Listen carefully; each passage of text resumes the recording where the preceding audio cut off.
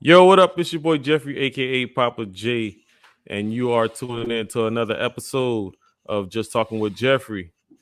Let's go.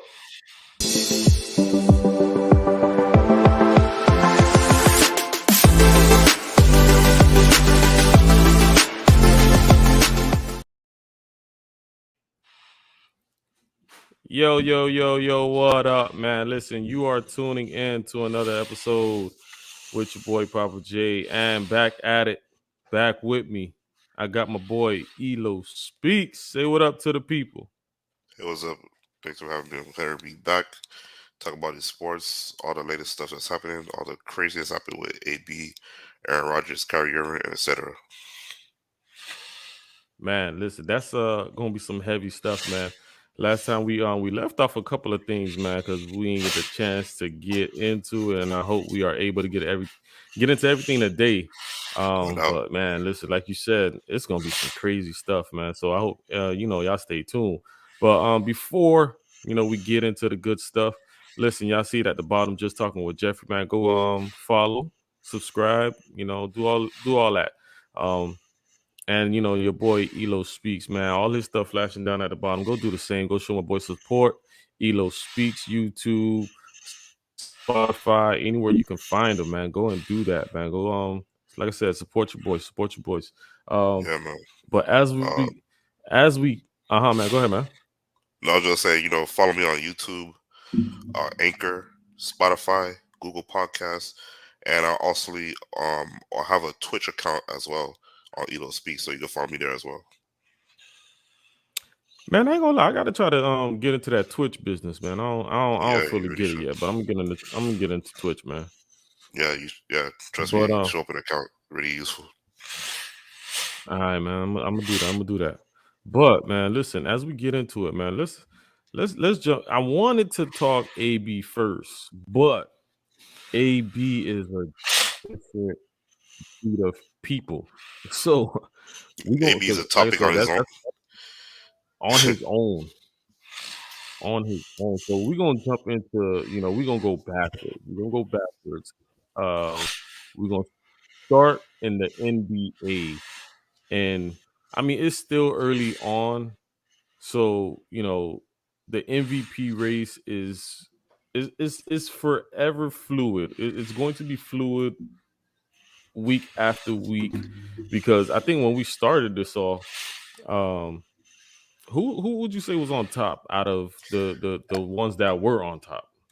At the time when we did the last podcast, Kevin Durant kind of edged Curry as the number one to like win the MVP, but then Kevin Durant got into health and safety protocols, so that put Curry back into the MVP race.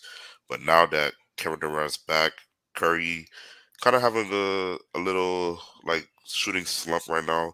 But now out of nowhere, Giannis Antetokounmpo came out of nowhere and kind of edged both of them in the MVP race. And you already know Nurkic, my apologies, Nikola Jokic, he's playing unbelievable. So he's putting himself in the MVP race. So is anybody's like MVP right now? Is up for grabs. Man, and you know what's so crazy about that?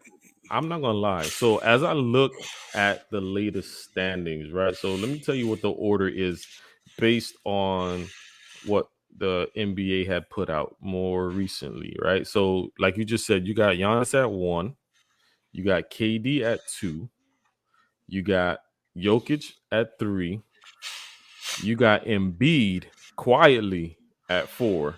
I'm not gonna lie, Hmm. I haven't heard Dark anything horse. from Embiid, but he's at 4, He's a and dark then you horse. got Curry at 5, right?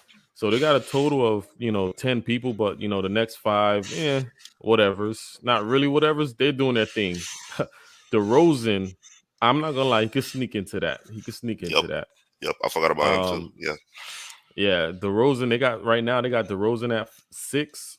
LeBron is at 7. Chris Yeah. Paul at LeBron 8. James defending good. Yeah, he is. I ain't gonna lie. I looked at his numbers recently. I mean, I think he's only had one game less than 30 points. He was at 26, and I was like, "Yo, that's crazy." Um, but you got Gobert at 9, and then you got Ja at number 10, Ja been playing which is unbelievable. it's a good list. I'm not gonna lie, this is a good list, and so but let's go back to what you said earlier about Steph, regressing. Listen, I don't know if this is going to help his MVP cause or it's just going to help the team overall. But I just got a report earlier today that Clay coming back. Yep, he Clay playing is tomorrow. officially returning. He is Yeah, officially returning. And from what Steve Kerr said, he's not returning to a coming off the bench type role. He's coming back into the starting lineup. he doesn't need to. He's been playing in the G League with him and Wiseman. So he's been getting good reps, good practicing. So he's been playing against like other competitions. So they're able to slide him back into the lineup. And since he fits so well with their system and style of play, it's gonna be a seamless fit. It's gonna feel like he never left. Which is true. And they're what, 29-9 right now. Yeah, So they are going to that mesh is going to be there. They're going to be able to gel. Obviously, still going to be able to put up crazy numbers now. I mean, they're putting up crazy numbers without Clay. With him coming back, is going to be even crazier. But on the other side of that, like I said, does this ultimately help, his MVP race, or does it hurt him, Steph? Because listen, he was doing his thing without Clay, without having to. I mean, not to say share the ball.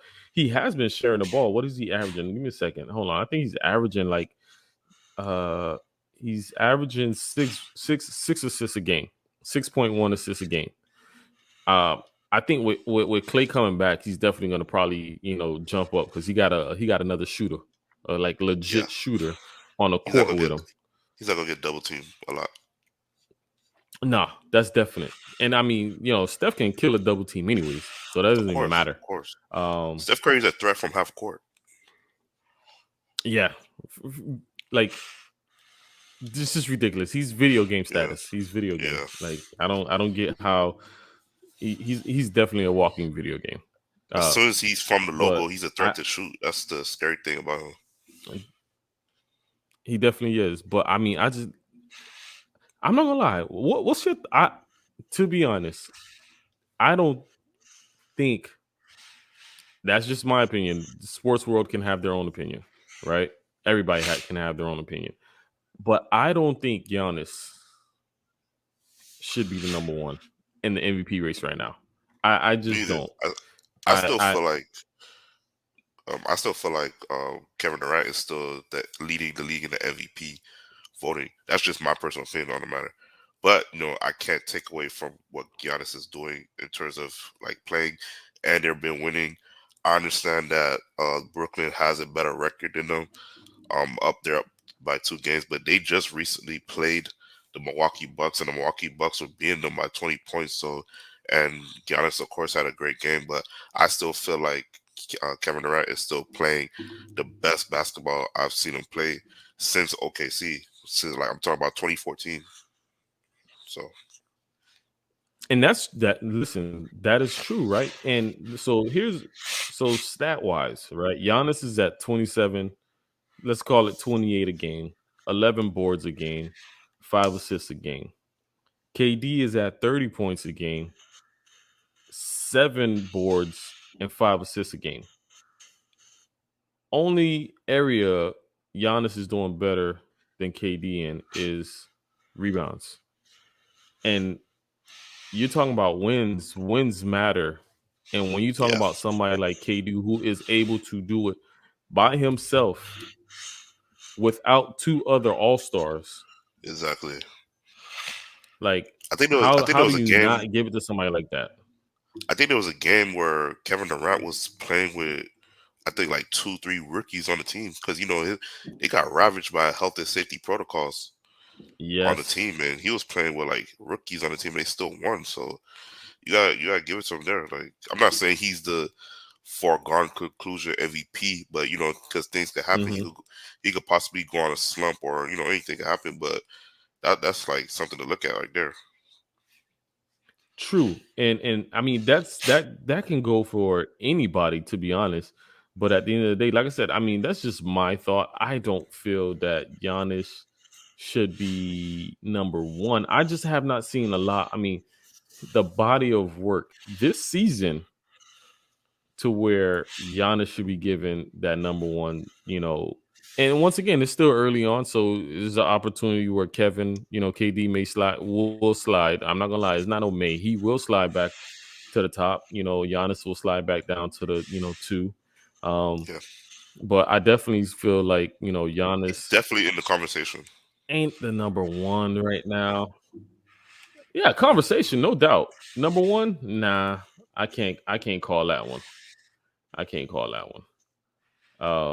But listen, like I said, this is a fluid race. The season we haven't even gotten to the All-Star break yet. Exactly. Um, Yeah. so things can definitely change. And I mean, obviously, COVID is still a factor. So with everybody going in and coming in and out, protocols, left and right, it could definitely take a toll on players mentally and physically, because like, man, okay, today we got this guy, tomorrow we may not have him, and next week we may not have him, but we may have this other person back.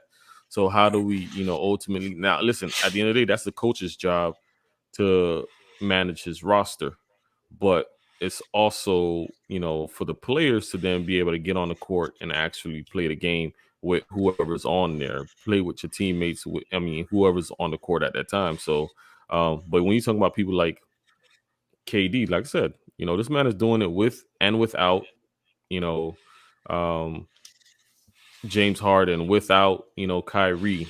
So it's like I just feel like this guy should should be listen, Number if one it to me. ended right now, yeah, he should be number one. But I feel like if it ended right now, I honestly think that the edge would, although he is right now number one, but I think, if it ended right now, season ended right now, the edge would go to KD with what he's been able to do with his team.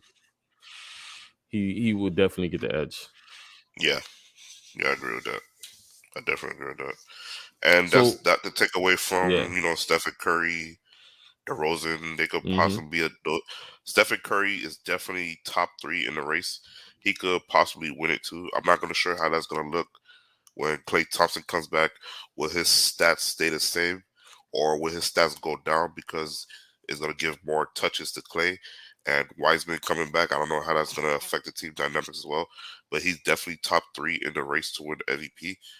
But we're not sure about people like DeRozan and other people that's on the list. They're like they're in the conversation as well. They're just I can see them as dark horses to win the race. Yeah. Like they got to be playing Yeah. extraordinary. Yeah. No, you talking about the Bulls would have to be the number one team, in record wise. I'm just like, overall, they would have to be the number one team for the rest of the season for Yeah, him for DeRozan to be yeah, able to like steal that. Because to listen, make a yes, strong they are. case. I think they are still ranked number one. Yeah, Yeah, they still ranked number one. Yeah, they're ranked number one in the East. At 26-10, they're what, 2.5 ahead of Brooklyn. yep. But And you still compared talk to about a team Milwaukee's that, five I mean, you losses. talk about DeRozan versus, yeah, but you're talking about DeRozan, who's going up against somebody like KD, MVP wise. Now I'm not talking about on the court. I'm talking about MVP race wise. I don't know. That's an uphill battle for DeRozan that I don't think he'll be able to pull off if things were to end right now. Like I said, the team, they would have to be number one all the way through the rest of the year for him to be able to take that number one spot. Yeah, we don't know how teams are gonna like play or produce after the All Star break. I do see that Chicago is on a strong run right now. In the last 10 games, they're 9-1, so they've been beasting lately. And DeRozan been going Hmm. off by making two back-to-back game winners. which personally I've never seen that before, but that's extraordinary to hear. So it's just strengthening his MVP case. He could shoot up the ladder, but still he has to have me personally. He has to have the points like KD and the efficiency numbers as Giannis and KD to be top 5 right now. Yeah. And you know what? So I was talking to somebody the other day about that efficiency. Uh, a lot of people outside of NBA, the MVP voters, don't really look at that. They don't really, They don't. think that that's important, but that actually is important.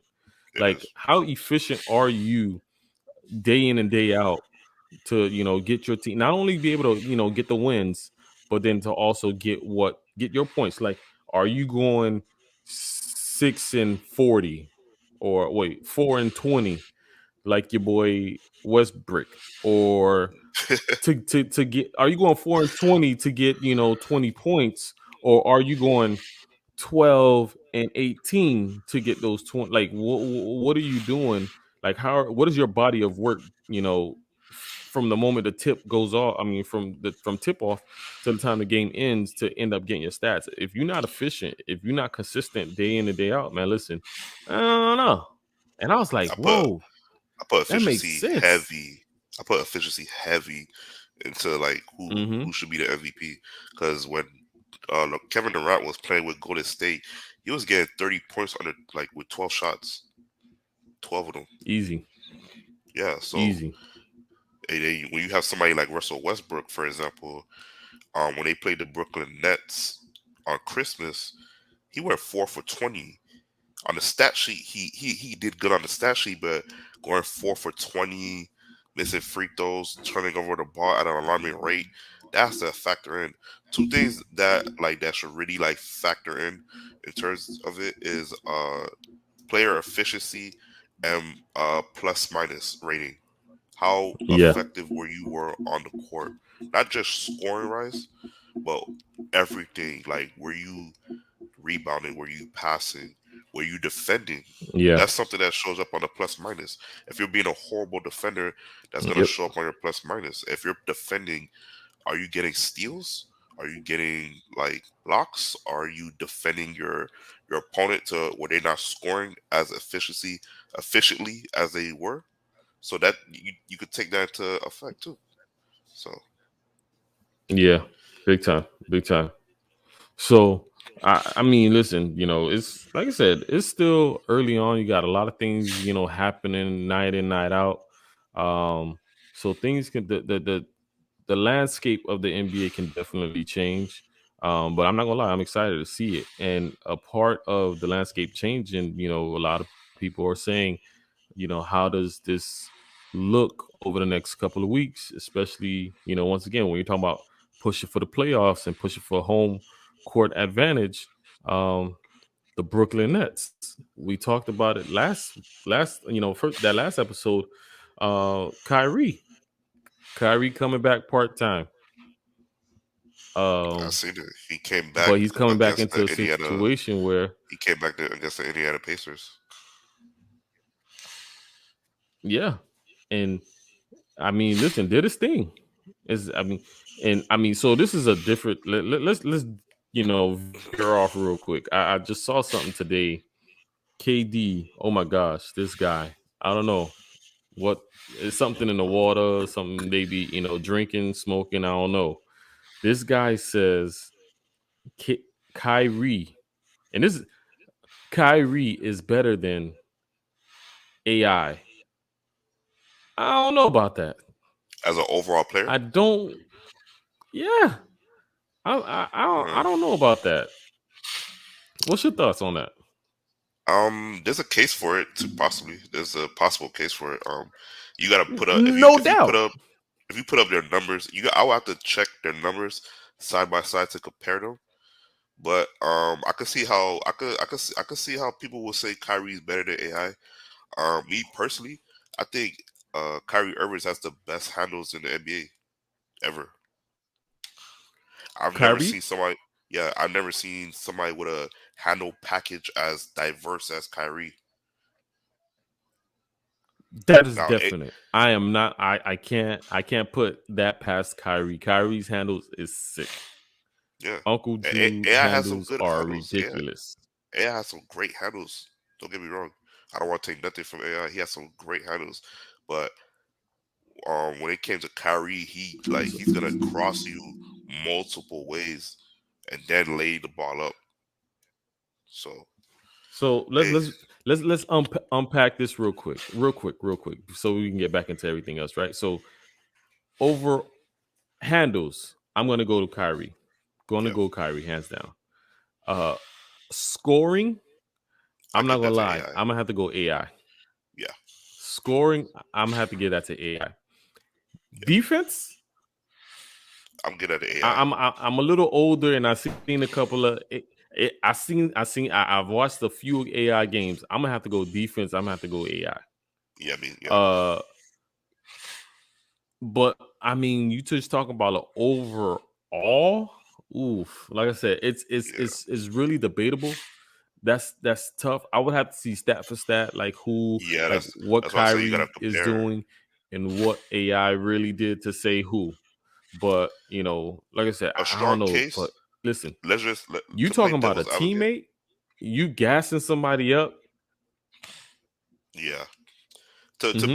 be devil's advocate for AI, you could make a strong case for AI because AI by himself well, I want to say by himself, but he was able to carry a team into like to the finals to play against the 0-1 Lakers, while Kyrie kind of struggled by himself to like with the Cleveland Cavaliers, but the Cleveland Cavaliers is a really really bad franchise, so that's a hard strike against Kyrie overall because he was trying to make the team go like ascend to playoffs before LeBron James came, but that's a nod on Allen Iverson's a feather in his cap because he was able to Mm-hmm. take that team to the playoffs and get a game off the 0-1 Lakers when they were just destroying everyone in the playoffs. They're the only team that had a win But against them in the playoffs. that's true. But listen, I mean, you had also Kyrie was also on Boston, and he couldn't do it there. Yeah, Like yeah, I really just don't feel like AI can carry a team on his own. And I mean, a AI or lot of people Kyrie? at I mean now Kyrie, Kyrie cannot carry a team on his own. No, he can't. He But you can't. He look at needs. I mean the landscape of the NBA right now, that's just a lot of players. I mean a lot of, a lot of players are not able to do it on their own, so they, join super teams. And Yeah, whatever. It's the way of the NBA right now. But at the end of the day, when you talk about I mean now NBA nowadays, honestly, anyways, is soft compared yeah, to, back in the day. So I don't think you can put any of the NBA players now in what, in back in the day teams to say, oh yeah, go out there and win it on your own. It ain't happening. It ain't yeah. happening. That's not happening. So Those days are gone. it, you just talk about, and that this is why I say I don't know. I think I give the edge ultimately to AI because he was in an era where, like, yo, I'm punching you in your mouth, and guess what? You got to get back up to It's that tough. very same moment. Yeah, He you played in got a to get tough back era. up right now to play. The one thing that could that's like a definite like drop the hammer moment, like yo, AI is better than Kyrie, is AI won an MVP and Kyrie didn't. True. True. So it really speaks to you and tell you, listen, AI is on this terrible team, but he's bringing his team to the playoffs. He's bringing his team to the finals, and like I mean, he's showing why, like, yo, he is that boy. Like, I mean, Kyrie, I ain't gonna lie, he ain't doing that. Yeah, He's showing how he's a cancer. How, like, yeah, yeah. hey, listen, I don't want to do this. Okay, well, but But it's just overall, like I said, he. it's kind of like the wide receiver diva effect, such as AB, which we're gonna Oh get into man, later on. But it's like the bigger the talent, the bigger the headache. You know what I'm trying to say? that is true. That is true. So And I like ain't gonna lie.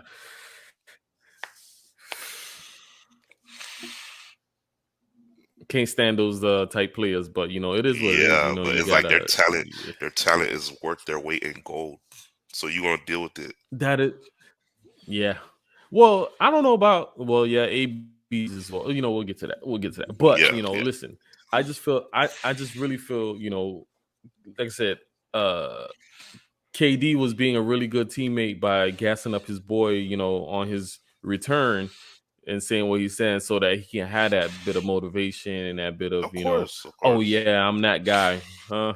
We'll, we'll see though. We'll see. of Time will course. tell. Listen, he game one back, under his belt, so we'll see. But 22 points, good. here's what I was getting to. Yeah, it was good. It was good. He did his thing. But this is what I was getting to earlier, right? So he's coming back, and they got this. They're number 2. So right now they're locked for playoffs. I mean, home court advantage in round 1. But if they have home court advantage, he cannot play in Brooklyn. Yeah, he's going to play on the road games. He can only play road games, and that's crazy to think that. Listen, you've worked your way back, right? But you cannot play home games unless you got the PK. We can't say the other stuff, but unless you got the PK, the jab, you can't play home games. Yeah, if you ain't got the dab, you can't play home games. So how does that work? Like, how? That's crazy to me. So the first 2 games are going to be at home. He's going to have to sit it out. And when they head back on the road against whoever team, like let's just say the playoffs were to finish right now, they will have to play the Toronto Raptors. So Toronto. Yeah, he was going to go to Toronto in game 3, my apologies. He was going to game 3 and 4.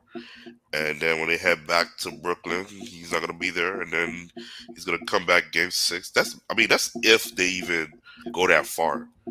Me personally, they should be able to relatively beat the Raptors within 5. I don't know. Well, 5, yeah. But honestly, they would have to pray and play their butts off to get a sweep, because it's not the same Raptors of the past, but it's still, listen, you can't sleep on any team once it comes playoff times. Of course. Playoff time, that's when they put their big boy pants on. That's when they say, hey, listen, this is what we really getting paid the big bucks for. Yeah. So the playoffs, you're not gonna be.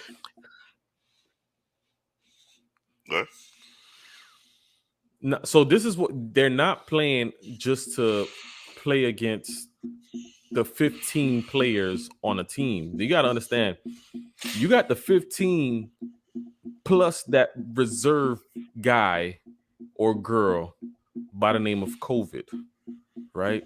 That is a factor. It's not like, all right, playoff time coming around, COVID is not a factor anymore. Nah. Exactly. Yeah. COVID is still a factor. So it's like, all right, we can't anticipate that KD or James Harden is going to be, having this to sit because of protocol. Exactly. Like, yo, if they have to sit, now you're not only talking about not having one of those two, but you also, obviously in Brooklyn, not going to have Kyrie. So now you down 2, maybe 3 of your stars. He's quote unquote not vax, so he's more susceptible to possibly be pulled for health and safety protocols. So correct. That's a factor so in itself. And they were making they were making jokes about it too, how like there was like Jason Kidd might get a 10-day contract, or Dwayne Wade might get a 10-day contract, and Dirk Nowitzki he had his jersey banner raised the other night, and they were talking about, hey, we'll give you a 10-day contract. So that's just how it's looking right now with the health and safety protocol with COVID striking the NBA. Yeah, it's going to be a ridiculous thing to have to sit here and look and see what happens between now and then, because listen, like you said, the them being able to gel is one thing. Them being able to like get it, all put together in season is one thing, but in playoff time, when like I said, it really matters. If they have not really gelled enough, it's going to show come playoff time because you only have this guy 2 games. You know, well, let's say you only have him on the road because you never know. It could be 2, it could be 3 games on the road, or I mean at home that they're there. So you don't know. It could be 4 if they go on 7 games. But it's like, yo, how do we ultimately work this guy into our roster to where come end of a season, rolling into playoffs, we can guarantee that, listen, we don't need this guy game 1 and 2 at home. But on the road, yes, we have him, but we need him to the point where we're closing out the series on the road because we don't want to have to go back home in a game 5 situation and not win it. So it's like, man, hopefully they can figure that out, but that's just a whole different, The worst case dynamic scenario. ball game that you got to talk about. The worst case scenario is if they make it to the Eastern Conference Final or the NBA Finals, and let's just hypothetically say there's a Game 7 that he can't play because the Brooklyn Nets have home court advantage, then the Nets are in trouble. Like, let's just keep it a buck. They're in trouble. Because if there's a Game 7 and he can't play, and they so happen to lose because of that, the media is going to destroy Kyrie. Destroy him. Definitely. Because they're gonna hold this And that against him sucks. for the rest of his career. They're gonna be like, you had an opportunity to win an NBA title because you didn't want to get vaxxed, and you decided to not get the jab for whatever reason, which is his choice. Like, we can't force anybody to do what they don't want to do. Because I wouldn't want them to do that to me. Nope. So I'm not holding that against Kyrie, but the media is not, because they've been promoting the jab or anything like that. So. I mean, listen. At the end of the day, and Kyrie. I mean, KD actually said it too about he was asked the other day, will you what do you think about forcing Kyrie to take the vaccine? He was like, man, yo, listen, I would never want to do something like that. Like, yo, that's that man's personal beliefs.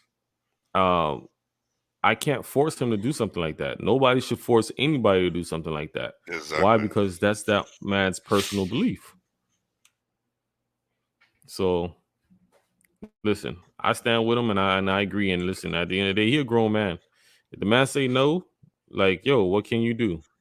Exactly. If you telling me I'm not gonna have my career because of it, then hey, listen. Oh well. I mean, we talked about that last episode, man. Listen, Of course, so be yeah. it. If I'm not able to, then so be it. I just don't like how the media is making personal attacks at him about his character, about his intelligence. Because the comment about the Earth is flat. Like, I feel like that's unnecessary. If he doesn't want to take the jab, he shouldn't be cajoled and forced to do it. Like, I understand he has a job as an NBA player, but I'm pretty sure he made enough money where he could potentially retire right now comfortably. He could open businesses. He has sponsorships and endorsement deals where he could be set for life. His family could be set for life. But I do understand the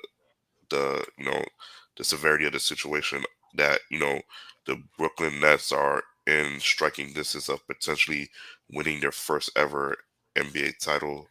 So for their franchise history. So I understand the seriousness there, but it's just a complicated situation because, like, you don't want to take the job, but at the same time, it's like your job is kind of, they're not forcing you to, but they're backing you down into a corner saying we're not going to pay you money which you need to basically live and survive and take care of your family unless you take that job. So it's like a low level force in a way. You get it? Yeah. And listen, once again, at the end of the day, you can't force somebody to do something that they don't want to do. And if that's that person's livelihood and it dictates what's going to happen after that, then hey, you as a person, you got to make that determination on whether or not that's going to hurt you to say, hey, I'm out, or just say, hey, listen, you know what? On to the next. It is what it Yep. is. If it hurts me, it hurts me. But I gotta, live right for me and my family. Yep. And me not taking this is, what's gonna be right for me. So Yep. it is At what the it end of the is. day, what's best for you and your family. Bump what we saying, what the media saying, Yeah, what everybody else that's saying. it. So Yeah, yeah.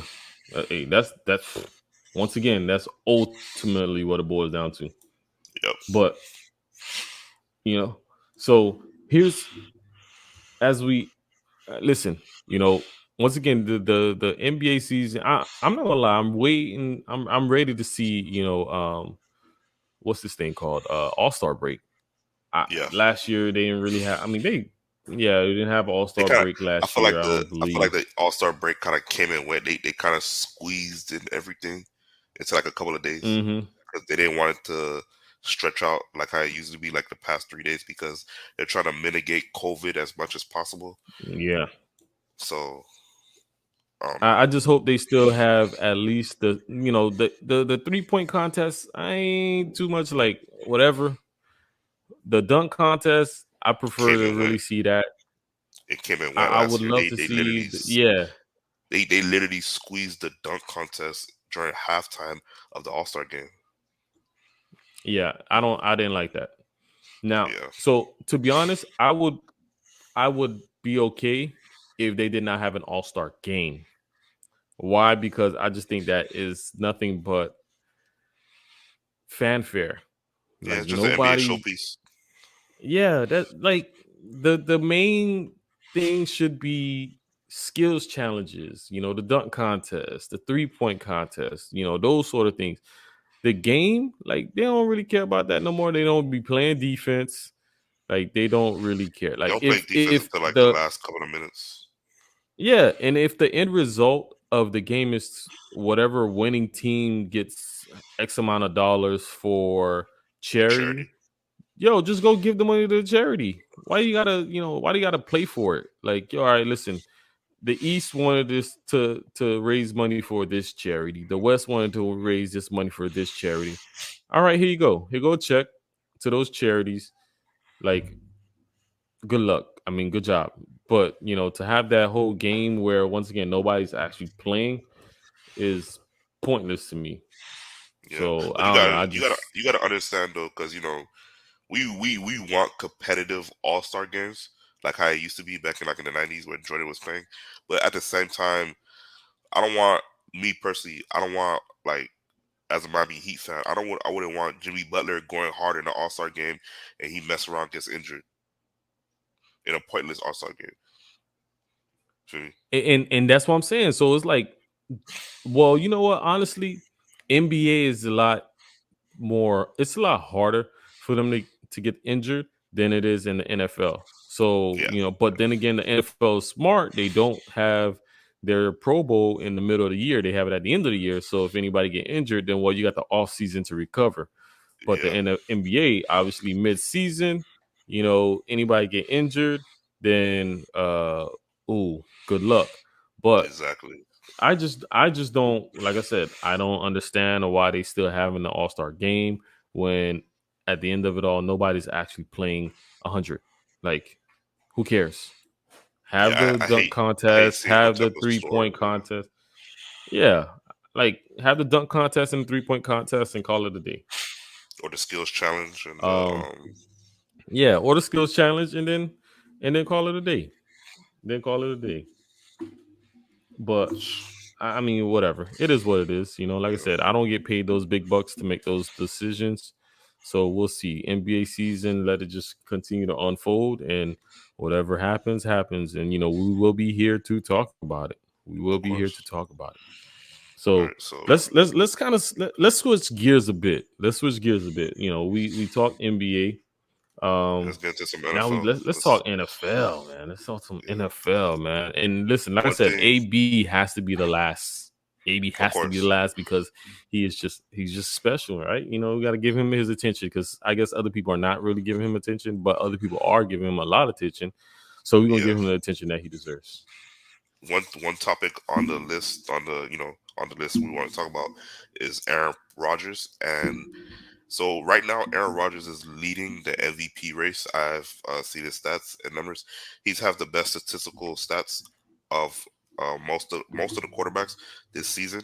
He is rated top 5 in Pro Football Focus, and on top of that, he has the number 1 seed in the NFC, leading in the NFL.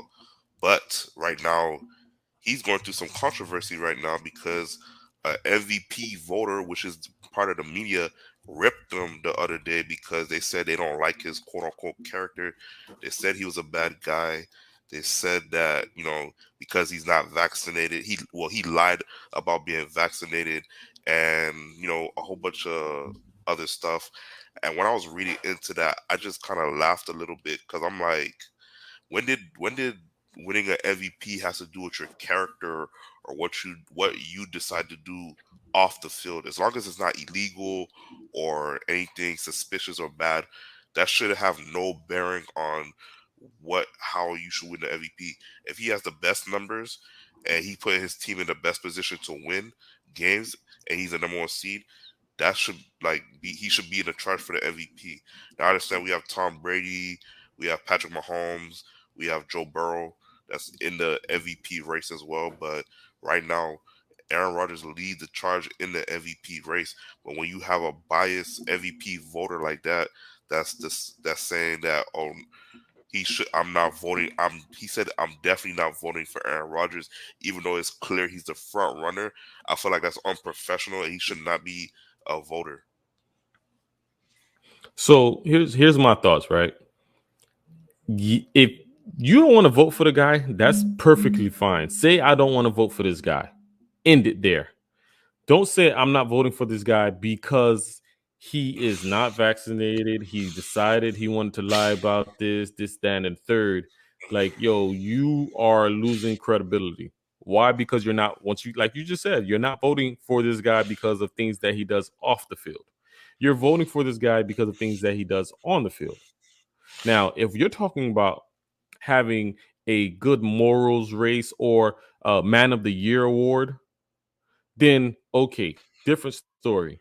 That's what I'm But saying. you're talking about most valuable player, not most valuable person, most valuable player award. Then, like, yo, guy, come on now. Really? But once again, at the end of the day, it's his decision as to who he wants to vote for as a voter. And if he feels, hey, listen, I'm going to vote for the next person, then that's fine, because you might think, stat wise, hey, he's not the best player, to vote for. That's fine.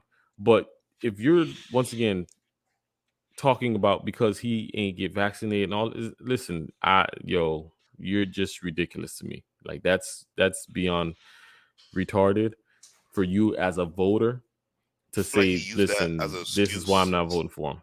Yeah, a big time Sorry to excuse. cut you off. He's using that as an excuse to say that's another talking point people use to attack Aaron Rodgers. But I feel like Mm-hmm. he just doesn't like Aaron Rodgers personally, and I can understand that Aaron Rodgers is not a likable guy. Like I could see that he's smug. He has a smug attitude. He's like, he's low key. He's to himself. He doesn't really express himself to the media that well. Like, he's not as talkative. He's a little introverted. He's aloof and stuff like that. But if he's being the best player on the field and I'm an MVP voter, I have to vote for who's the best player out there that's helping his team win, regardless of Correct. how I feel about the player. There's some NFL players I don't like, but if they're playing great, I have to vote on them just off GP, like just off the merit Yeah. that they're playing the Yeah. best. Like, That's true. so And I listen. So, I mean, for years, uh, growing up as a Dolphin fan, I hated Tom Brady. I hated with a passion Tom Brady. But then you look at the body of work. Like, this can't guy, deny it. sh- he shreds every team, and he does it methodically. And it's like, oh my gosh, why am I watching this guy destroy my team? But then I understand the game, and I'm like, this is why I'm watching this guy shred my team and other teams, because this man understands how to play the game. So, but me as a voter, if I feel like, yo, you know what, this guy is doing my team dirty. Oh, well, this guy is Exactly. doing an amazing job as a quarterback and what he's getting paid for. So why not give him the vote that he deserves? It's not that he should get, it's the votes that he deserves. Like that's what's, like mind-boggling. They were But I'm making looking at the jokes. MVP. Mm-hmm. They're making jokes about saying that that particular MVP voter was a Bears fan, so that could Yeah, play that's in what they said. effect. Yeah, that was definitely. I was like, yo, these guys are ridiculous. But I'm looking at the MVP race, right? So the top 5 in the NFL, right? You got Aaron Rodgers at 1. And I'm looking at his stats. I can really see why. Then you got Tom Brady at 2. Jonathan Taylor, I'm not gonna lie, he's beasting it. He's at Yeah, 3. Um, you got Joe Burrow at 4, and then you got Cooper Kupp at 5. That is a long shot. That is a long shot. As a yeah. former wide receiver, there's no way. Getting in the MVP, consideration as a receiver, yo, that's tough. But he's not going to win it. And it's going to be very Unfortunately, difficult for him to, I mean, he only got one game left. Ain't no way he's going to win it when fans over. He yeah, has to yeah, score 6 touchdowns for them to, say, all right, now let's give it to Cooper Kupp. But even still, like I said, he's exactly. not going to win it, unfortunately. But what he did this year was ridiculous. To be honest, the MVP is more of a quarterback award. Like, I mean, no, like I'm Yeah. not saying that I agree that it's a quarterback award, but for the last, I'll say for the last almost since 2013, a quarterback has won the MVP. I think the last player outside of a Mm-hmm. quarterback to win MVP was Adrian Peterson. That date back all the way to 2013. Mm-hmm. So Yeah. no, my mistake. That was 2012. He won the MVP. But he had to have he had to have an extraordinary season to win that He MVP was to the the only point one where on the team. he literally had to carry his team into playoffs when he was in striking distance of breaking Eric Dickerson's record. That's how Mm-hmm. he was able to like win the MVP that year. So that just shows you what a wide receiver or running back would have to do to win that award. Yeah. I mean, listen, at the end of the day, 95% of the time, the quarterback has the ball in his hand. Yeah, 100% of the time. Why I say that? Because even when they are hiking the ball, they're hiking the ball to the quarterback to then hand the ball off to the running back. or So passing it to the wide receiver. 100% of exactly. So 100% of the offensive, 100% of the time on offense, the quarterback has the ball. Center, then quarterback. So I mean, listen, they are the field generals. They are running the team. So I mean, that's why I say it's, I mean, like I said, look at the list again. You got 3 quarterbacks, in the top 5. Yeah. That's the last voting. I think that's the last grouping that's going to be out before they actually make the final decision on who is MVP. But Even when I you look at mean, the top you 10, know, the MVP list of the top 10, majority of them are quarterbacks. yeah, yeah. And I can definitely tell you got, a few that well deserved. They worked their butts off this year. Um, and Of course, I'm not taking hats that off away to from them. them. But listen, yeah. But I'm looking at the top 2 once again: Aaron Rodgers and Tom Brady. I'm just looking at passer rating. Passer rating for Aaron Rodgers, and as a former high school quarterback / receiver, I can tell you passer rating means everything. This man, Aaron Rodgers, understand.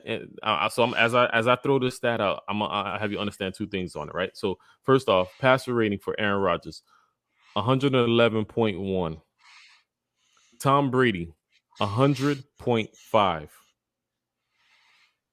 Aaron Rodgers had 111.1 passer rating, mainly passing to one receiver. Everybody else were nobodies. And he only Ridiculous. He really and he only only had one receiver. and he only has 4 interceptions. 4 interceptions. That's crazy. And he missed the 35 game. touchdowns. to He missed 4 the game because of COVID. interceptions. Yeah, he missed the game because of COVID. So imagine him not missing that game, right? And Tom Brady playing all 18 games, 17 games. All right, we don't know if he's going to play tomorrow, right? But he's played all games this entire year, 40 touchdowns. He's only 5 touchdowns away from Tom Brady. 4 interceptions to Tom Brady's 12 interceptions. Granted, Exactly. yes, Tom Brady's getting older. Whatever. Nobody cares. You still decide you're gonna put them pads on and play the game. So guess what? Who cares? You playing the game. But Yeah, Tom I hate Brady, when they kind of 40 do. touchdowns. I hate when they do that. They kind of like Mhm. they like what like they want to. They make it seem like Tom Brady's like a 70-year-old man in a walker, still quarterbacking or something like that. Like he could still play. I'm not taking nothing away from him, but they keep saying, "Oh, he's 44 doing it." I get that, and it's great, but like I don't want to hear any excuses when he lose. Say, "Oh, he's 44 years old. What you expect?" You know, like I don't want to hear that. I don't want to hear those type of talks. Nah, So because if that's the case, then listen, dude, hang up the pads, like yo, hang up your cleats and go into retirement. But the moment you decide you want to stay, come back another year, yo, play the game. And he's not giving no excuses. He doesn't care about what the media says. He's going in every game and he's playing the shouldn't. game as best he knows how. And I mean, listen, that man knows how to play the game. Just being honest. Once again, I hated him for 20 years I still hate him. and 20. Yeah, I still hate him. I still hate him. Heck, he beat my Dolphins again this year. Like that's ridiculous. He needs to stop. He needs to go away. But I'm just thinking about like, yo, this guy knows how to play the game. But I'm just going back to Aaron Rodgers, like with his numbers, like how do you not give this guy the MVP? Like he should be Exactly. That's what I'm unanimous. saying.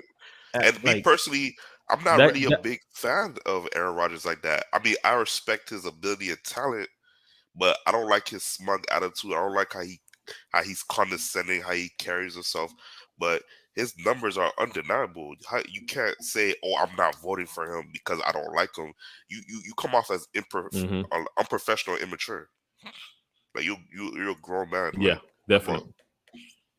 That is true. But once again, it is what it is because at the end of the day, I'm not playing this game for you to like me as a person. I'm playing this game for you to like me as your team's player, your team's captain. You know, and I'm pretty sure there's people in Green Bay, Wisconsin, those cheeseheads that may not like the way he carries himself as well. But listen, I don't care about what happens off the field. On the field, I need you to win my team a championship. I need you to win And the city that's a championship. and regardless of And as how long as you do that, listen, No, I was just saying, regardless of how Aaron Rodgers acts or how he comes off, as long as he's winning games and putting them in position to potentially win a Super Bowl, they're gonna always love Aaron mhm. Rodgers. Yeah, Always. definite. And I mean that's the same for Tom Brady. That's the same for Big Ben. And shout out to Big Ben. He's about to hang it up this year. I hope he Yeah, does. Honestly, he needs to yeah, go out, on a high because next year we don't know what's gonna happen with this guy. So he needs to just hang up the cleats. But people like that, the city respects them for doing what they do on the field, off the field, whatever. You can do by all means act however you want, but as long as you are able to play the game to the fullest and win me my championship. yep. And speaking of championships, that's gonna But I segue feel into I our feel next sorry topic, for players like what's this guy's name, Baker. Yeesh. Baker Mayfield. Yeah. We're gonna segue into the next topic on the NFL Well, playoff that race and playoff race, right? who you think is potentially to like Oh, win the Super trash. Bowl? I thought we were skipping that guy. He was trash. Is he worth us talking? Baker Mayfield. The only reason Listen. we could bring All him right, up right so quick if we're is talking side by side, never again. Yeah, let's do that. Let's give him a little shine because that's all he's worth, and I don't think he's going to make it. So he's gonna be on somebody else's roster next year yeah, as a starter. No. If he stays in, the only way he can continue to be a starter is if he stays in Cleveland. And that's only because it's like, how do you have this guy and don't bring anybody else in after him to be a starter, right? There's in the draft, I was looking at, who's coming out, next year, draft wise. There isn't really anybody who can come into Cleveland, take over his starting role, and be great. And that team got a Or, lot of talent. not say be great, be good enough. They do. They do. Which is unfortunate because it's like you look at the receivers, you look at the running backs, you look at the defense, it's stacked, but then the quarterback can't hold water. Like, well, to be fair and be why are we devil's paying you? advocate for to be fair for Baker Mayfield, he is playing hurt. Now, granted, I mean, he was struggling before the injury as well, but still, he is playing hurt with his shoulder injury. But me personally, I like Baker Mayfield, but I don't see him as the quarterback of the future for the Cleveland Browns, and that's unfortunate because I think he's on his 5th-year option with the team. So I don't know. The Cleveland Browns have some decisions to make, either to stick with Baker Mayfield and pay him like another contract deal for possibly 4 or 5 years, or draft somebody. But you're taking a huge risk by drafting a new quarterback and then having to implement him and see how he might do. What you get with Baker Mayfield, what you see with Baker Mayfield is what you get. Now, granted, is he the best quarterback? No. Is he the worst quarterback? No. I think he's average. He's average. That's my personal opinion. I think he's average. He's middle of the road. He's like a top 15 quarterback, but unfortunately, average is not enough to help you win the Super Bowl. Listen, is he worth a starter's contract? No, I don't think so. No. So who is in the market for somebody like this guy? Because honestly, once again, he's nothing but a role player. He's nothing but a serviceable backup quarterback. And you're talking about 2 games. He's not even. I'm gonna be. Keep it real on here, right? He is not even Ryan Fitzpatrick. I think Fitzmagic is better than Baker. Fitzmagic. I feel Fitzmagic is better than that guy. You can make that case. Baker, and that's. That's just my. I look at it this way, right? I think the ballyhoo with Baker Mayfield was because of last year when of course with OBJ had got hurt, and then they started to take off. They finally made the playoffs. Since the last time they was able to beat the Pittsburgh Steelers in the playoff and make it to the next round to play the Kansas City Chiefs, and then they were in striking distance to possibly win that game, and then they lost. Even though what's the quarterback for the Chiefs again? Mahomes. Yeah, Mahomes had got hurt, and like that was the opportunity to possibly beat him and win. And like possibly make a push for the playoffs possibly, but then it didn't happen, and then people had high expectations for them this particular year with Odell coming back. And then when Odell did come back and they were struggling, they put the blame, they basically scapegoated Odell as a sacrifice to put the blame on him, saying he's the reason we're struggling. He's the reason because Baker Mayfield's trying to force targets down his throats, and he's being double coverage, or he's being high safety at the top and everything, and he's not making plays. He's not making Baker Mayfield look good. So then they release him, and now they're still struggling. So now what's the excuse? The only common denominator of the situation is Baker Mayfield. Baker Mayfield, yeah. Like, so, I mean, listen, the moment they got rid of OBJ and they were still the same team, they weren't this explosive team, they should have really started thinking like, dang, maybe it wasn't OBJ. Like, maybe it really was Baker. Yeah. This guy's not getting the ball to playmakers.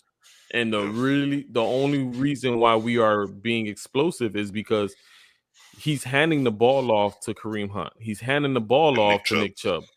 Yep. And they're doing their thing at running back. But when you're talking about trying to stretch the field and get the ball to, Donovan People-Jones or, you know, that's really the Juice. only receiver that Juice. Yeah, he's there, but it's like, is he really there? Like, he ain't getting the ball to these receivers who can potentially do something for them. And it's If like, you if okay, you well, it's not those guys, it's if you him. asking Baker Mayfield to make a play, like 2 minutes left on the clock, and you like he has to drive the ball down the field to win the game, unfortunately, he can't do that for you. What he Nah, can do is try to take care of the football and let the team do what they do. Let the defense get sacks, turnovers, transition that to field goals, score touchdowns, and take care of the football. He could do that. He could be a decent game manager. But when you ask him to make a play to win you the game, he can't do that, unfortunately. he can't do that. He can't. And listen, you know, his future is obviously in, Cleveland's hands. This is not even a situation where his future is in his hand, and where he can determine where he's going to go next. He has to figure out what, Cleveland is going to do in regards to either, giving him a franchise tag, or just saying, I'm sorry, you got to go type deal, trade you, whatever. But good luck on his future.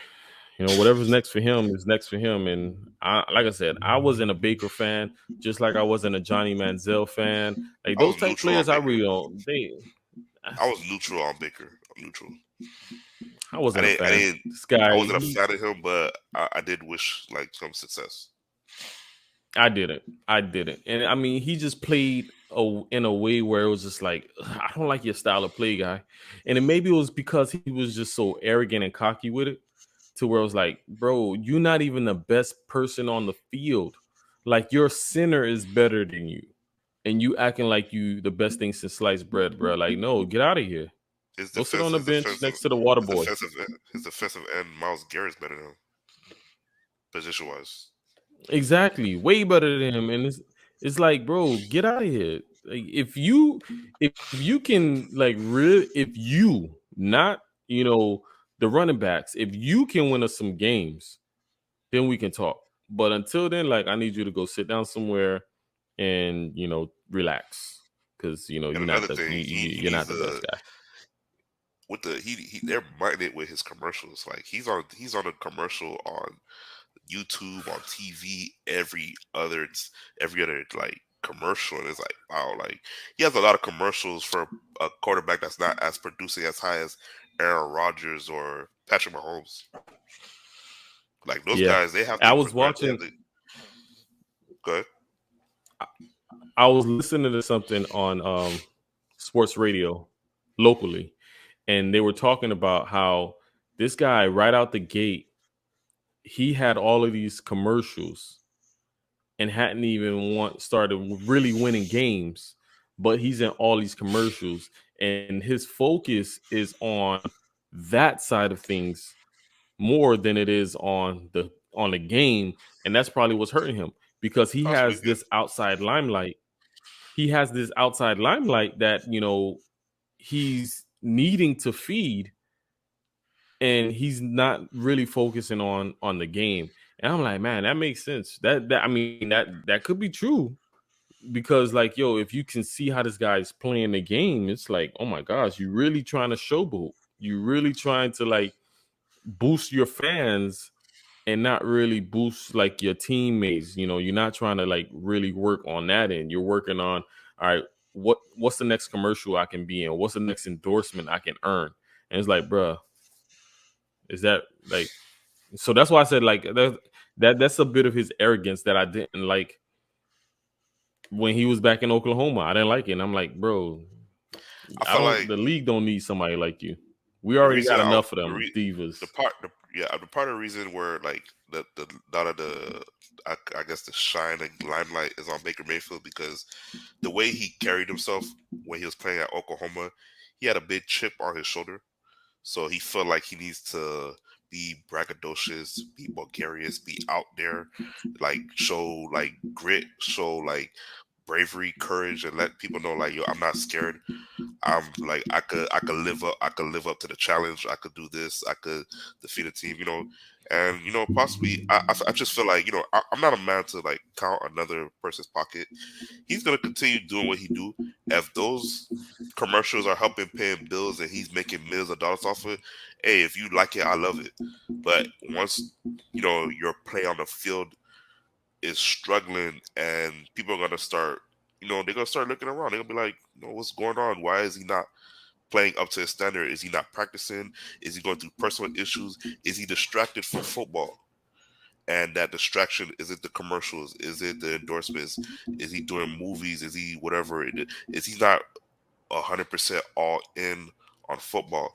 And that's gonna play a factor in contract talks with the GM, with the owner, when they're looking at his play on the field. They're gonna say, "Are you all in on the Cleveland Browns because you're struggling right now? You're on a contract year, and you want us to pay you, but if we pay you all this money, are you going to be 100% in, or are you going to be worse of what you are now?" I get that. And like I said, we'll see. I mean, at the end of the day, the season is ending for him. He's not playing Yeah, they're tomorrow eliminated. in his They're last eliminated. game. So, and he's actually about to undergo his surgery. So his season ended. But I'm just like, man, listen, whatever happens for this guy, listen, good luck. But I just don't see that. I'm hoping, and I know the Dolphins ain't dumb like that to go after somebody like that. But I ain't gonna lie, if the Dolphins ever pick up this guy, I'm no longer a Dolphin fan. No longer. Me and Chris Greer gonna have to have a conversation, like straight up. But it is what it is. But let's talk So on the playoffs, next man. topics, Playoffs is yeah, right let's around the talk. corner. Yeah, let's talk playoffs, man. We got right now the top seed Chiefs just clinched top seed today. They beat The Denver. Broncos. So they beat the Broncos and they clinched the top seed in the the AFC. So they got home field advantage. They are good. Well, actually, no, they clinched the division. They didn't clinch the AFC. Let me correct that. They clinched the division, not the AFC. So they are if Tennessee loses tomorrow, which is highly unlikely because they're playing against the Texans. Yeah. But if Tennessee loses tomorrow, Chiefs are going to more than likely lock up home field advantage throughout the entire playoffs. And Mahomie and his homies are on his rip right now. And I'm not gonna lie. I think they are going to go back To the to Super the Bowl. Super Bowl. That's just my thoughts. I think they're going back to the Super Bowl. That's a possible chance. I do see there is not going to be no, it's not going to be a lock for them to go to the Super Bowl like how it was the previous seasons because of like all the talent that they have to face. I do see the Chargers as potential opponents. The Colts are up there as potential opponents, and other people. So, but yeah, you're right. There's still a chance for them to go back to the Super Bowl. It's just they've already went like back to the Super Bowl almost like this will be like the third year in a row going back to the Super Bowl. So that'll be crazy. I never like seen like 3 years in a row a team go back to the Super Bowl. So that'd be an extraordinary feat for Yeah, them. yeah, It's unfortunate that and they I'm got blown out last year in the Super Bowl, but still a yeah, great feat. yeah. I honestly I don't. So my thoughts on that Super Bowl last year, I think that was rigged. I think it was Who rigged to the sense like, listen, just think of this, right? So Tom Brady goes to Tampa. Not saying that he can't do it. Not saying that it wouldn't have been something that wouldn't have been able to be done. Because you look at the roster in general, that was a stacked roster. But Tom Brady in Tampa, Super Bowl is in Tampa. Why not make that happen? Why not make Tampa play the Super Bowl in their home city, right? And with Tom Brady, why not give this man another ring before he retires? Like, come on now. I'm not gonna say it's rigged per I se. just think that it was all stacked up. I'm not gonna say it was rigged per se. I looked at it as Patrick Mahomes. I think two or three of his offensive guards were injured. So that played a huge factor into why he struggled in that Super Bowl, because he basically had no time to protect, and Tampa Bay has a good front four that could get after the quarterback. So that played a huge part. The defense won that championship. Even though Brady played good, the defense is the one, like that they're the ones who really dominated the game and made it so lopsided. I feel like if Patrick Mahomes had proper protection, it was able to find his receivers down the field, and he had a decent running game, he could have made it a competition with Tom Brady to potentially win. I'm not gonna say he was automatically, it was a lock for them to win. He could have potentially made it a competition with Tom Brady to win, and he could have possibly usurped Tom Brady as the best quarterback in the NFL right now for the long-term future. For So sure. For sure.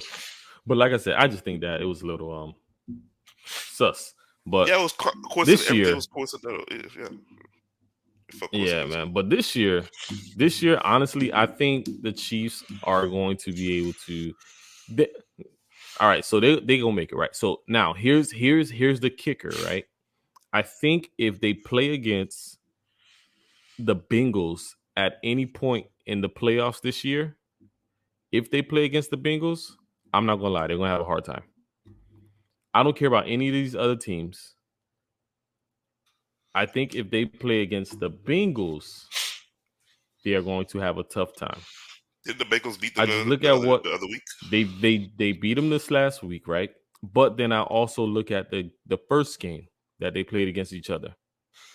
The Bengals held them down. They didn't win, but they put up. They made it tough for them. They ain't And go you away. got to talk now. Joe Burrow is clicking with Chase as well as Higgins, and Joe Mixon is doing what he got to do out that backfield. Yep. Now the defense is struggling a bit. They're struggling a bit, still giving up a lot of points, but I think they can do enough, just like they did. Because I mean, to be honest, Pat Mahomes is not as explosive. They're not doing as much. That offense is not as explosive as it has been in the last couple of years. And They're the doing defense enough is to up and skate by down. certain teams. The But defense there, like always been up and down the last couple of years. But you just think about like what Joe Burrow and them boys are going to be able to bring to the table. I'm not gonna lie. If they make it, if they are playing against the Bengals at any point in the playoffs, that could be their toughest, challenge in playoffs. Outside of them, honestly, I mean, yes, you got the Titans. That's a tough team, but they not that tough, especially without what's the boy name? King Juggernaut. Henry. Yeah, Then you got I call him they Juggernaut. ain't that tough. But he might come. Yeah, I heard he's gonna come back. He built like if he comes back, yeah. watch out. If he comes back, Nah, that's for sure. I mean, they say he's coming back. Yeah, they say he's coming back for the playoffs, so we'll see. But I mean, you talking about against like let's say the Bills. The Bills might be a little tough, but not too much. You got the Patriots. I think that's a skate through. Although Mac Jones is playing his butt off, but I still think that's a skate through with the Patriots. Yeah. The Colts skate through. The Chargers definite skate through. I mean, Herbert is playing, lights out, but I still think that's a skate through against the Chargers. So like I said, honestly, just my thought, the toughest team the Chiefs can play in the playoffs is the Bengals. Bengals, yeah, it's looking that way. Yeah, yeah. But you always got to be careful about that crafty. But on the NFC side, Patriots. That's true. But on the NFC side, man, we got it's for me, it's between the Packers and the Rams. And the I can't even give it to the Buccaneers. You don't see the Bucks get to the. Nah, I can't. Nah, I think they're beatable. I can They see are that. they are definitely beatable. I can see the Packers and Rams in the NFC Super Bowl. My only problem is the Packers, and when they go to the NFC Championship, like how will how will Aaron Rodgers play? Because he's been in 4 NFC Championship games and he's 1-3. Like that last year when he lost to the Yeah. Tampa Bay Bucks, he lost a lot of esteem. In terms of lore and status wise, when he lost to Tom Brady at Lambeau Field on his home field.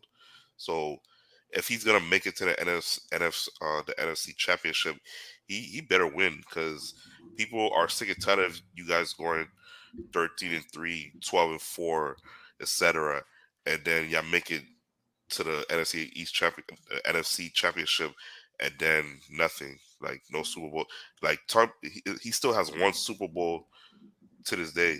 And granted, it's hard to win a Super Bowl, but if you want to be seen as a top 10 quarterback or one of the greatest quarterback or be the greatest quarterback, you need to have multiple MVPs, which Aaron Rodgers have, but you also have to have multiple Super Bowls to go along with it too.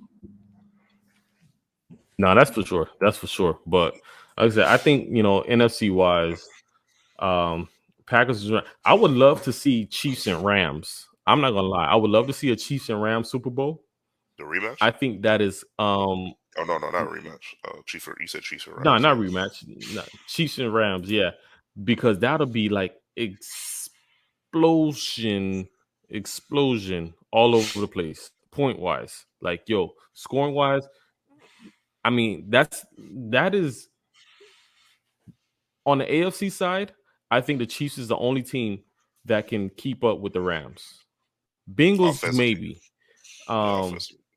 offensively, and then vice versa. Well, no, vice versa. Honestly, offensively, I think the only team that could probably keep up with the Chiefs is, I mean, Buccaneers probably, Arizona if they were all healthy, but Yeah, I we don't know mean, what the is going on with Packers they Arizona. don't really have enough offensive threats. Yes, Aaron Rodgers can, you know, yeah, Arizona. That's crazy what's going on with them. But Yeah, like, they just I don't know, I, off the I I map. would love to see, like I said, at the end of the day, I would love to see the Rams and Chiefs in the Super Bowl. But like my prediction, Chiefs is taking it this year. Chiefs definitely taking it this year. Out of all the teams in the NFC and the AFC, I could see the Chiefs make it to the Super Bowl. And when it comes to the NFC, I could potentially see either maybe because I personally like when it like in terms of regular season, I trust like Aaron Rodgers could get you to the playoffs. I just don't trust him in NFC Championship games. So he has to show me that he could potentially break through and make it to a Super Bowl. But outside of the Packers, I could see either the Rams or the Bucks going to the Super Bowl and playing against the Chiefs. Yeah, I'm not gonna lie. Right now as it sits, Buccaneers is playing against 49ers. Well, you know what? That's if it ended today. So I would say the sixth seed. I don't even know who the sixth seed is right now because if the 49ers lose tomorrow and they're playing against the Rams, which is a high possibility that they lose, then you're talking about, and then if the Saints is able to beat the Falcons, Saints is actually moving into the sixth seed. Yeah. Um, so it's great. I mean, the Buccaneers, honestly, whether it's the Saints or the 49ers, I see them getting past them. So Mm. you're talking about Buccaneers more than likely going to be able to make it to the conference finals again. Yeah. Um, I and see. I the way see. Tom I Brady see. A, play, I I, see a I, Bucks. yeah, I could potentially see a Bucks Rams NFC Championship game. I can see that. and it'd be crazy if it's a Bucks Chiefs rematch. Oh, that would be real crazy. I, Hopefully, the Chiefs yeah. are fully healthy, have all their ducks in a row to be able to go up against them. The Bucks don't look as dominant as they were last year. in terms of Yeah. defense wise. Yeah. So I feel like it will be an even playing field and it could be a toss up for who would win that. And we'll talk about that when that time comes. Yeah, that's true. And I mean, one thing, and we already know one person won't be there with the Bucks this year celebrating whether or not they, make it that far. But your boy AB, that guy there, man. I mean, talk about ending your career. I don't care what anybody says. If dude makes it to another team, I'll be that'd be shocked. bonkers. Like if somebody else decides to pick this guy up, I'll be shocked. But honestly, I won't put it past a playoff team that needs a receiver to go and Exactly. try to pick this Exactly. guy up. But Exactly. if he ends up on another team this year, that'd be crazy. But like, talk about ending your career out with a bang. Like this guy. I mean, so let me get your thoughts on how you think everything went down, and how do you feel with everything and how it all unfolded from that last from Sunday. What's Okay. your So thoughts on that? when it comes to my thought, I want to take it back a couple of years ago when I first started seeing, because I started seeing the antics with AB from Pittsburgh, and that game when they won the playoff game, and AB started recording in the locker room, and the coach was talking about how they're gonna beat the Patriots and stuff like that. That was the first whoa, like AB mudded it. Then he pulled that stunt against the Las Vegas Raiders when he was complaining about a helmet not showing up to practice meetings, Mm-hmm. and then he called the I think the GM or the owner a quote unquote cracker. Then after that, he went to the Patriots, and then when Tom Brady decided to vouch for him and sign him, after that he had a sexual allegation, an alleged sexual allegation, and then he got cut from the team. I thought he was done after that. Now he has a second. He had like a third, fourth, fifth chance, and he ended up signing with the Bucks. Last year he was on his best behavior. This year, the whole situation just like flipped on his head because he got into a situation with the coach where apparently he was dealing with an ankle injury, and the coach was telling him to get on the field, and he was telling the coach, I can't. I'm hurt. Like I don't want to risk potentially injuring this ankle even ever further. Now, granted, Mm-hmm. to on the coach's side, they were losing, and he felt like I'm not going out there to further injure myself, and we're like getting blown out. So it's like, what was the point? Even though they end up winning that game, which looks bad on his part, but at the same time, why not why do all that ridiculousness by throwing your jersey, your gloves, running on the field like a idiot, shaking your hands, doing the peace sign, running to the locker room. If you're gonna leave, just leave. But the way he did it was just so unprofessional, so wild, so Antonio Brown. It was just like, wow, bro. Like I couldn't believe, like I'm used to seeing him do crazy stuff, but it's like every time he does a new crazier thing, it's just mind-boggling and shocking.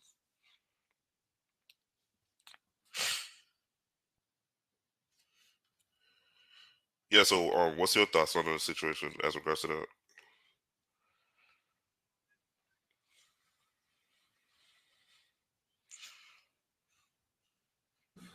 Listen, my thoughts is it was my thoughts is that this guy, I'm not gonna lie, he is dealing with something mentally, and he is pushing it off on everything else that is not NFL. Or sorry, he's pushing it on everything that is NFL, right? And it's it's difficult to say that this guy is not, the best at what he does.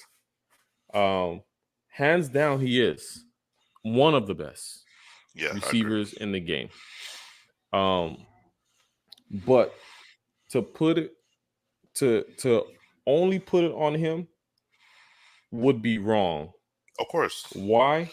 Because I can tell you, and this is just from my days back in high school, and then knowing other athletes, watching these shows where athletes, I mean, where these football players, these high school football players, heck, even little league, they're put through the gauntlet of week in and week out having to play, having to perform, and if they're injured, still being forced to get out there and perform for not for the benefits of them, but honestly for the benefits of their coaches, Yeah, for the benefits of the people that's putting the money in the pockets of either the coaches. Hold on, give me a second. no problem.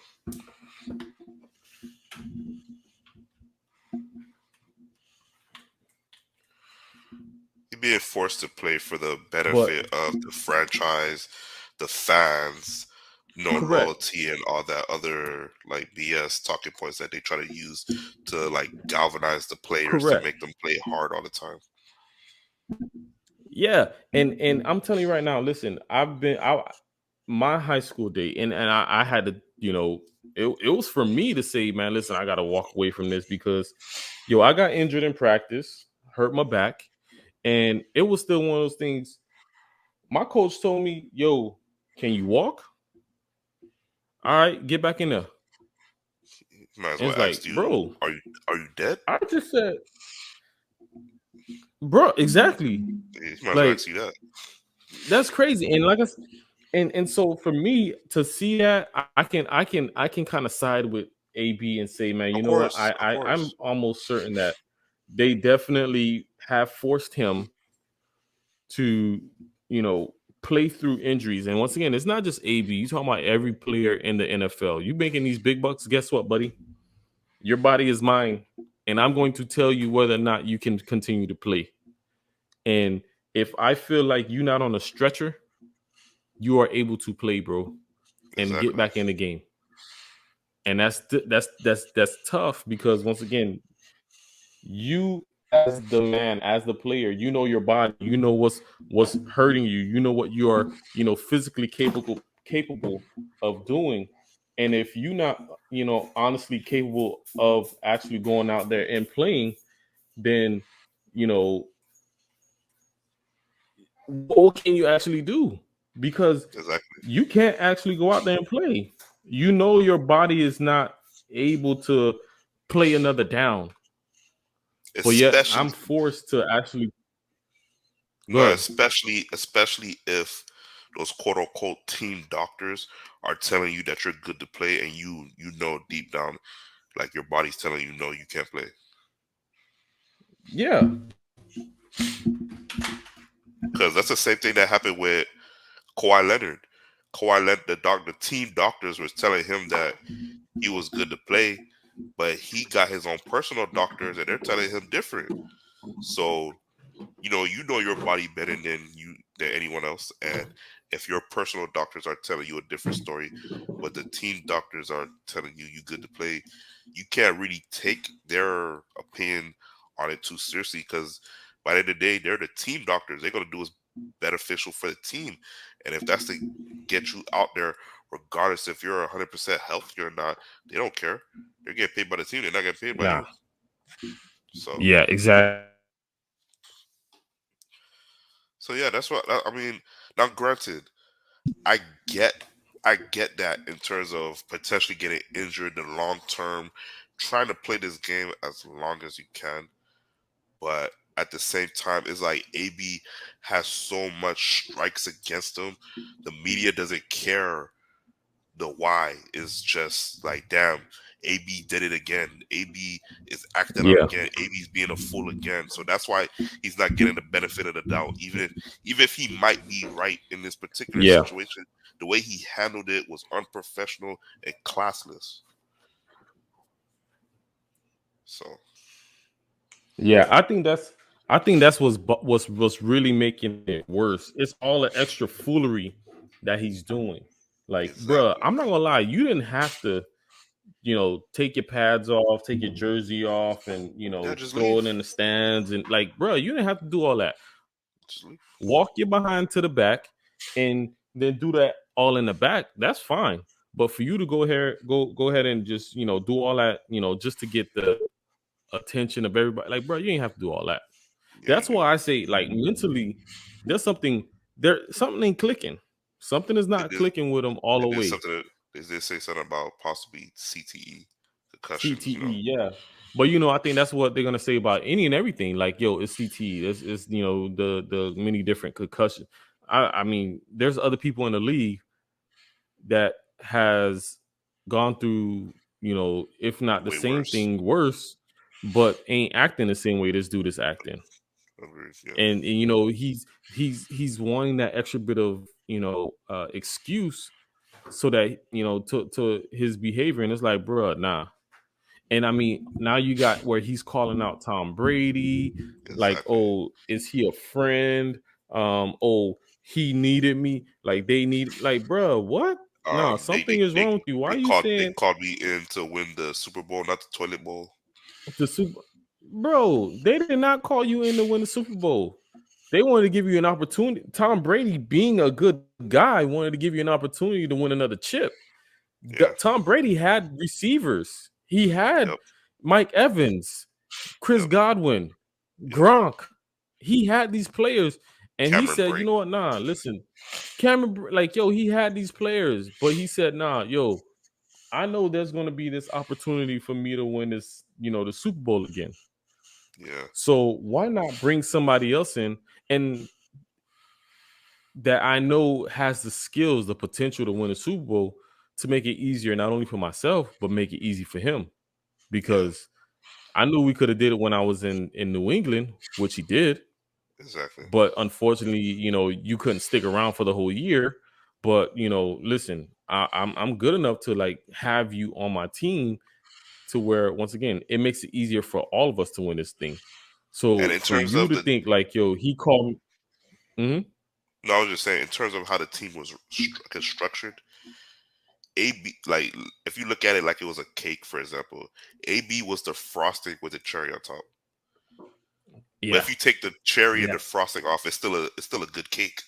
it's still a good cake. Still a good cake. So my thing is like, bro, why are you thinking like he, you were the reason why this man, bro? Super Bowl, your stats, you only have 5 catches, 22 yards. 5 catches, 22 yards, and a touchdown. Gronk had 2 touchdowns. So clearly, you were not the reason why they won the Super Bowl. Gronk had 2 touchdowns, and that defense was the Yeah. reason why I won the Super Bowl. Yeah. So I don't like for you to think that, yeah, no, they brought me in to win the Super Bowl, not the toilet bowl. I was the reason why we won, bro. You must be out of your mind. And then on top of that, he exposed AB, the text go sit messages. down. He exposed the text messages with Tom Brady's trainer and stuff like that. That was unprofessional. That was it. There was no need for that. It was, and now it would have been okay if the trainer ended up saying something like, "Oh, no, I'm not gonna give you the money back because I did something for you." Nah, the trainer said, "Hey, I understand and I agree with what you said. So guess what? I'll send you back your money." Why you gotta expose this dude now? Yeah, It's not like the because man was being dirty with you throughout the entire exactly. process. The man just said, I mean, he ain't had the time, the opportunity to do what you wanted him to do. So when you asked him for his money back, he said, "All right, cool, ain't no problem. Here you go." So Yeah, because he like, bro, probably got other what client. is He probably like? got other clientele that he could like go to like pay him the adequate money. So it was no problem giving it back to AB. And on top of that, it was like for you to even expose that about Exactly, him, you're ruining his business for potential clientele in the future. So I didn't like that. exactly. I mean, but I don't think that's yo. If he has one of the best examples of his work in Tom Brady. Exactly. So I don't think his work just got jacked, because Tom Brady's 44, and honestly, I feel if he won the Super Bowl this year, he's gonna say, "Hey, listen, bring me back for one more year, just so I can play till I'm 45." Like, yo, I think he's going like, yo. for Tom him Brady's to trying have to. this guy still. Tom Brady. Sorry to cut you off, but Tom Brady and Gronk were joking about Tom Brady playing till 50. Exactly. And I don't think that's far fetched with Exactly. how Tom Brady is playing right now. So I don't know that guy AB, man. Like I said, he's definitely killing his career. And But I here's the don't thing, think that though. he'll be able to get He, another shot at here, here's the thing, though. He with his numbers and that Super Bowl ring, he's a first ballot Hall of Famer. But damn, his antics and what he do off the field is just so wild. It's like wow. so now we running into the Terrell Owens situation. Will he get voted in? I think he's gonna Because get I voted in, mean, but he's gonna take a. he it took it. It's gonna take a long time. Yeah, yeah, yeah. Because what To took him almost 10 years to get voted in or something like that. It took after he was eligible to be voted, he got voted in the first like the third ballot. Like after the third year, they was like, "Damn, Right. we can't hold him out of the Hall of Fame long enough. Like we can't hold him this long. We have to put him in." I think So they're gonna do that to and AB, that but would have longer. been it's gonna definitely be longer to the point where he's gonna forget about it. Like, oh yeah, I didn't get voted into a Hall of Fame yet, but it's one of those things like you gotta think about it. Those are things that people are going to be looking at now. Hall of Yep. Fame, like yo, what was your body of work on and off the field? Yeah. Do we want this on our record for someone who was like you, who were video evidence of this guy throwing things out of a hotel room into a pool, or like falsifying, A vaccination card. I forgot about that. documents? Like, bro, do we want this as a stigma on our, record, or our, like, do we want this disdainment in a Hall of Famer? Like, Do I we want this don't think player to that, represent our Hall of Fame? I listen, it's gonna be one of those things like it has to be years upon years before they pull that trigger and say, yeah, you know what, let's just give him what he need, or let's give him what he want, because I I don't feel know, like man. my personal That's opinion, gonna be tough. when he retires, whenever he decides to retire, and then like because I think you gotta wait like 5 years to be eligible to be in the Hall of Hmm. Fame. I think after that, after those 5 years, when like when he finally becomes eligible to go to be inducted to the Hall of Fame, and like maybe 1 or 2 years pass by and he's not inducted, he's gonna go on social media and start complaining and doing the same thing T.O. was doing. But he's gonna Oh yeah. he's gonna do it worse what T.O. did. He's gonna take it up a notch. He's gonna like be because he's really transparent. Like he's gonna curse, he's gonna complain, he's gonna whine, he's gonna like really like he's gonna say the NFL's out to get me. He's gonna expose it all. Like T.O. T.O. was a little bit more diplomatic about it. He'll go on shows and he'll keep it a little bit more PC and say how, you know, these players, these coaches, these players are out to get me, or I feel like the league is taking me. But he's gonna be a little bit more political about it. AB, he's gonna like he's gonna lay it all on the table. So Yeah, and that's gonna be a scary thing.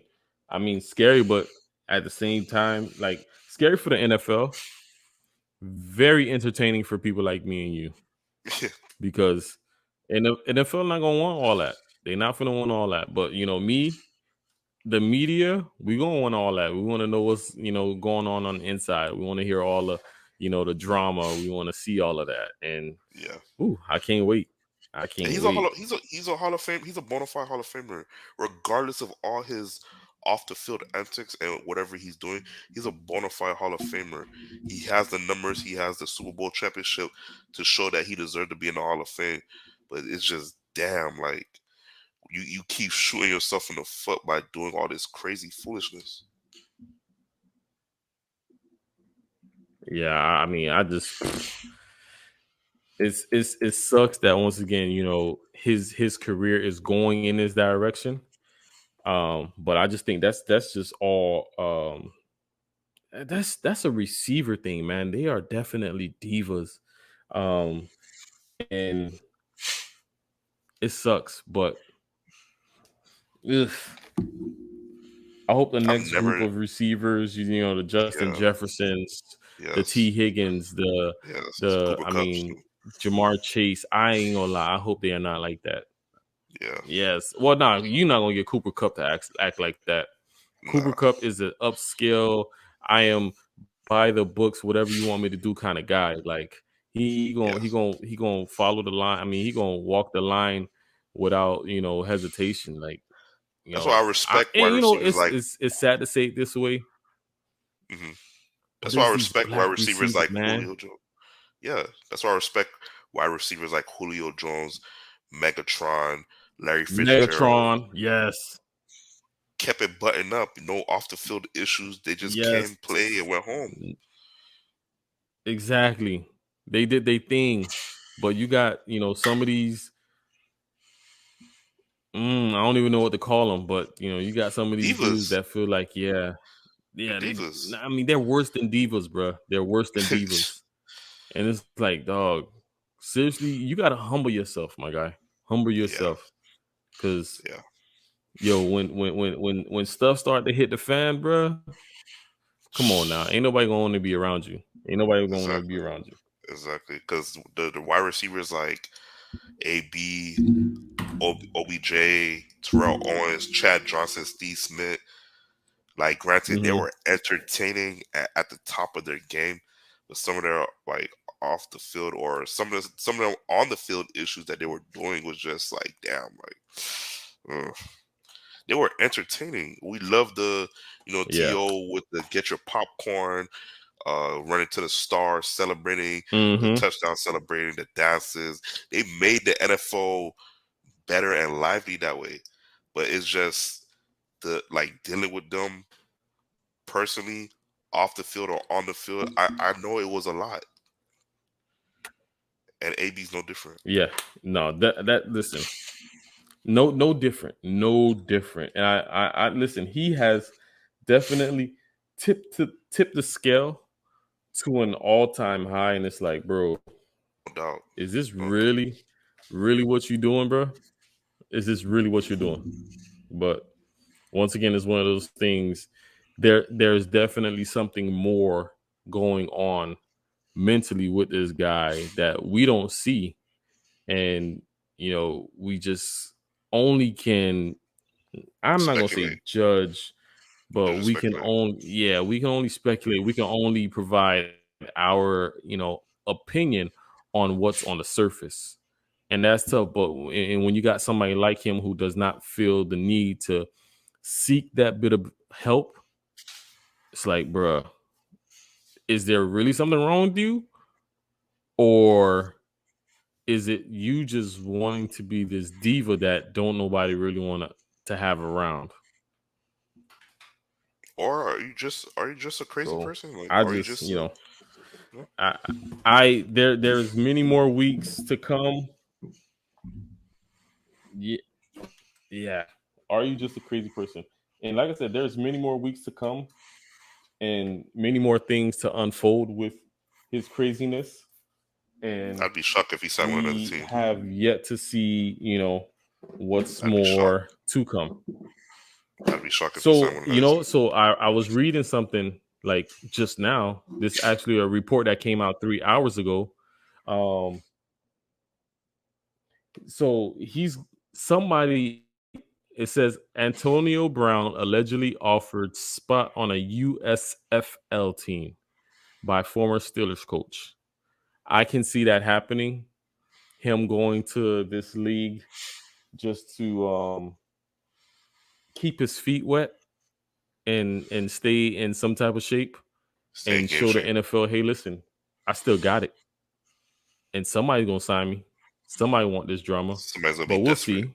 The USFL, the XFL, the AAFFL, what is it?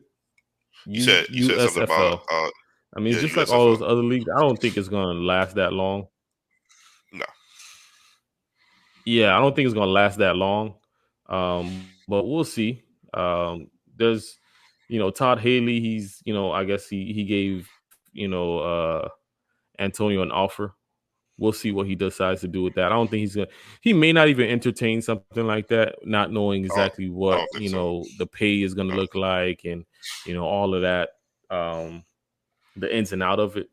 Yeah. So we'll see. But somebody decided to give him an offer. So, Antonio Brown is like that really but beautiful yo, girl man, it's at the uh huh. school, and it's like no, I'm just saying Antonio Brown's like that really beautiful girl at the school, and it's like she's like really beautiful, but then when you get to meet her and see her in person, she's just a horrible person, has a nasty attitude, and feel like she could talk to anybody any type of way because she's pretty.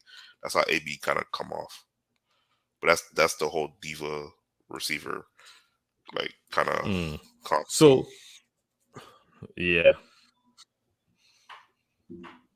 So let's look at this. Add insult to injury, right? Let's how you want to add insult to injury? So the USFL team, Todd Haley's team, that just offered him a contract, right? Yeah. They are located in Tampa. Wow. What say this guy decides, you know what? I'm going to leave the Tampa Bay Buccaneers to go to the Tampa Bay. They're called the Bandits. I'm going to go to the Tampa Bay Bandits. Wow, that's crazy. I think he would do that just to throw shots. Just to throw shots. That's crazy. Like I said, at the end of the day, AB needs his help, and hopefully he seeks that help and he gets that help because it's already enough where he's I mean he's still young, a young black male in this society to have to deal with certain things, and not have anybody to really confide in and provide him the assistance, the help that he needs. So, hopefully he gets the help that he needs and can change this thing around. But being a diva, I think is going to always be in his blood.